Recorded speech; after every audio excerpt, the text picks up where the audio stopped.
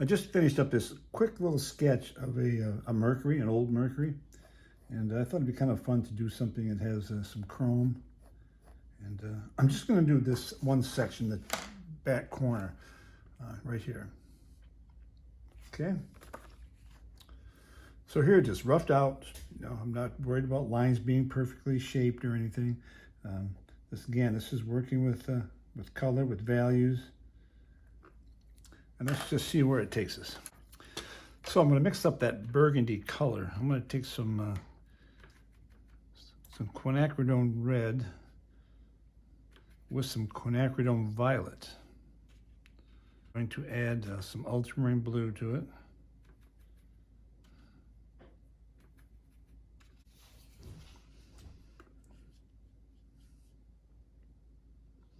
Okay, that's close. That's sort of the medium value that's in that photo.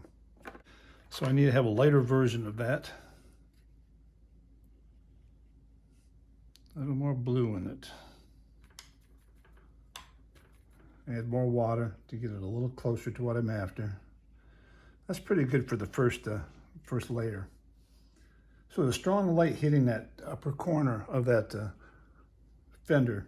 So let's just kind of lay in some washes. I might even keep it pure white right in the middle. But let's just lay some on the side. What's fun about something slick like paint or chrome is you get these wonderful shapes. And it would be awful hard to just kind of create those without looking at reference.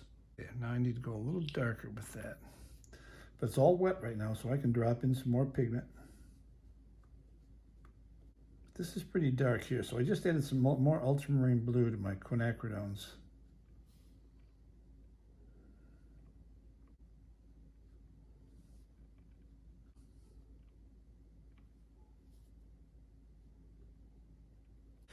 I'm going to go to my small script brush and get a little more delicate with some of these strokes.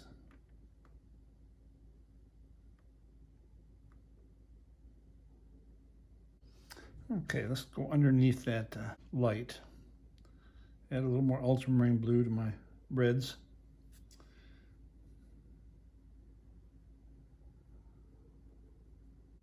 Now I know that's going to dry light, so I'm going to hit that a little stronger.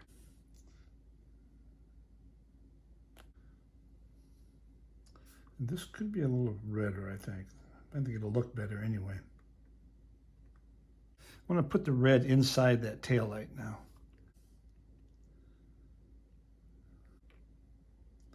Again, this little script brush will let you get in here pretty carefully around delicate little shapes. Again, this is cadmium red medium actually.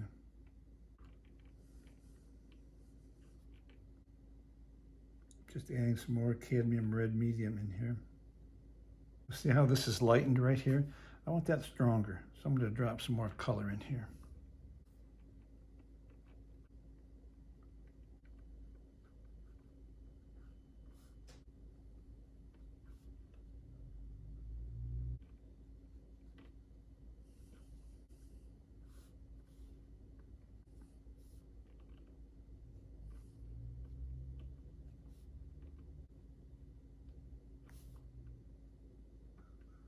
I know it's going to go light.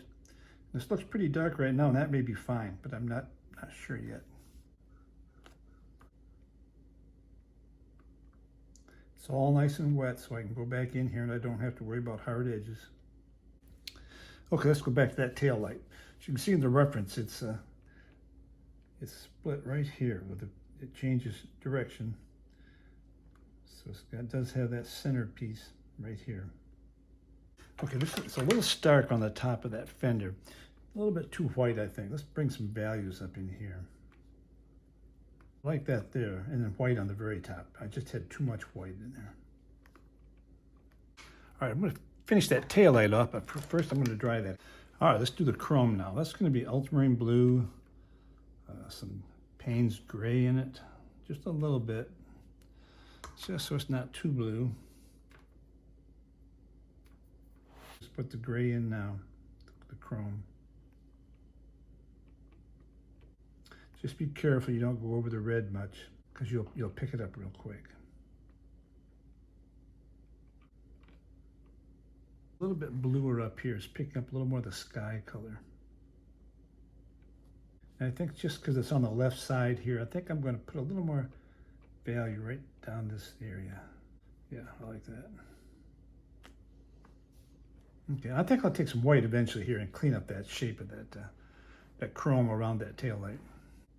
Again, remember, this is a sketchbook. This is where you figure out your values, your colors, decide if that's what you want. So the drawing is okay. It's not perfect. It's not like it would be if it was a finished painting. That's a little dark, so I'm just gonna gently tap that with a paper towel. Okay, let's go to the chrome below there. Again, ultramarine blue, Payne's gray. It's probably a good idea to mix up a fair amount of it so you don't have to try to reinvent that color all the time. There's grass really close to that back bumper. Even though the car's on a blacktop parking lot, it's picking up green from the grasses. It must be just below that. So let's put some of those greens in there. I'm gonna take some cadmium yellow medium, some sap green. As soon as you put it on the paper, you can look at it and say, okay, it's not quite the green I'm after. I'm going to add a little more yellow or maybe even yellow ochre if it seems too bright.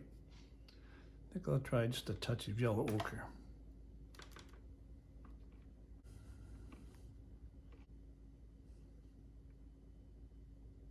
This is number 4 round brush.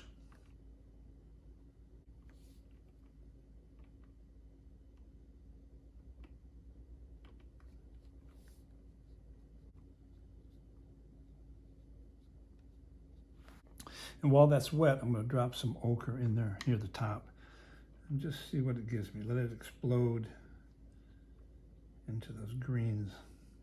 I'm going to add a little ultramarine blue to the very bottom of those greens. I'm just going to dab it in here because it's still nice and wet.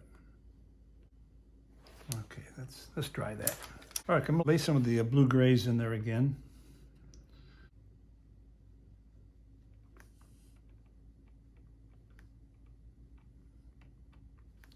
Sometimes you get to a point in a painting you think, this isn't working, this isn't turning out the way I wanted it to. And that's the time it's real easy to quit on it. But don't do that. Hang in there. It'll slowly transition out and hopefully give you exactly what you're looking for.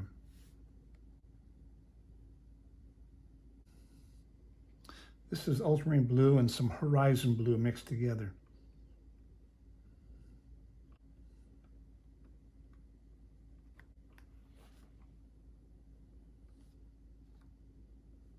These be a little bit darker.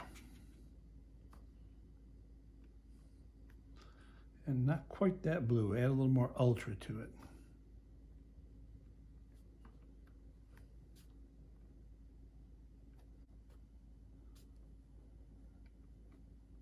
I left this white right here, separating the trunk from that fender, because I didn't want those to bleed together because they were both wet at the same time. But now I'm going to go back to my burgundy, add a little more ultramarine blue to it, and hide that line.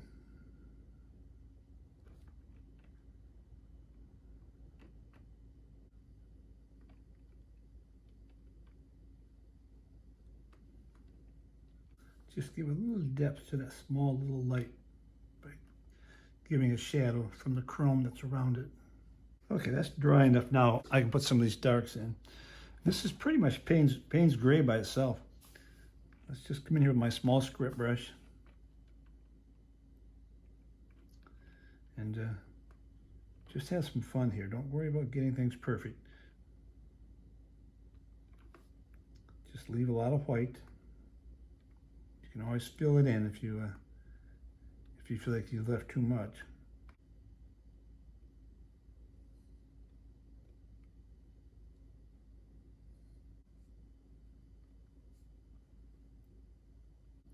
Now this script brush doesn't have very many hairs on it, and they're long, which means, especially if you're working on rough paper, it'll catch. And so it's hard to do something like that perfect. It's better off to come back afterwards with some white and clean that shape up. I think I'm going to go a little darker here than it actually is in the reference. I see a few little darks. Sometimes these little touches add a lot to it.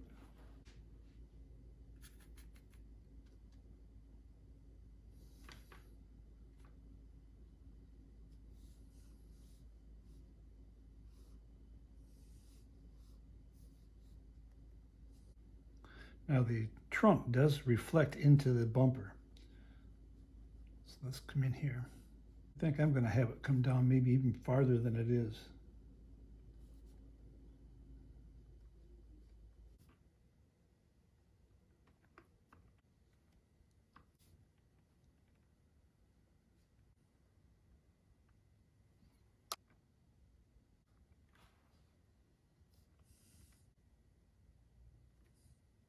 Okay, put a few more of the dark greens in. Some shapes right in here. Again, don't overthink something like this. Just look at it, sketch it in.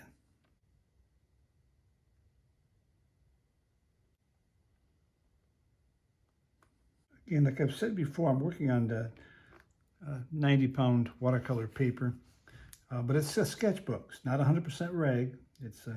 But it seems to work pretty well. If you use a lot of water, then you better tape the corners down so it doesn't buckle up on you. But I've done several workbooks with this paper, and it works pretty good. I'm going to throw a wash on the left side just to kind of finish off the painting loosely. So I took my number 10 round brush, flattened it out. The top of this trunk is real white, just like the top of the Fender. And I don't want to move these colors around in here. I'm going to come in here quick, just some fun strokes.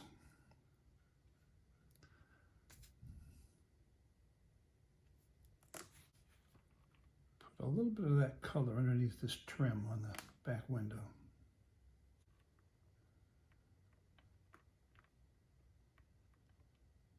Let's get in there with some titanium white. This is where I can come in with my script brush and clean up some of the edges. The paints that I'm using a majority of the time are either Da Vinci or their American Journey, which is a Cheap Joe's brand. And one of the blues I like is Horizon Blue, and that's by Hobson.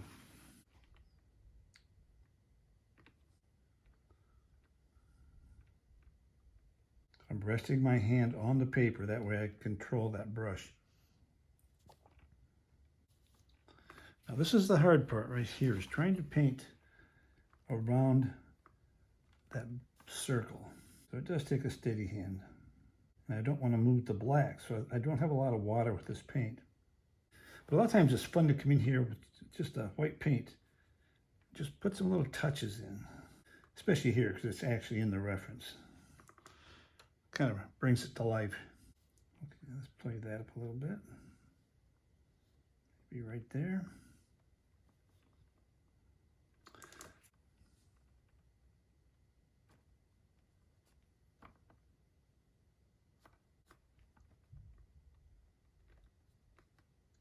So there's not a lot of water with this white, just enough so that it'll come off the brush because I want it to stay pretty opaque. If you get some areas where you have paint where you don't want it, just kind of use some white, clean it up. There's a couple of little details on that lens on the back that I want to play with. I don't want to go pure white now. I want to have a little tone to my reds because I don't want these to pop out too bright. But I do want to put a little bit of value in here just to find that Fender. And there is a few little touches in here which are kind of nice. And there's one right here, and I think I can just do that with clear water. It's just circular motion. Just tap it out. This is kind of a fun project, working with paint, shiny paint, and working with chrome. Give it a try. Thanks for watching.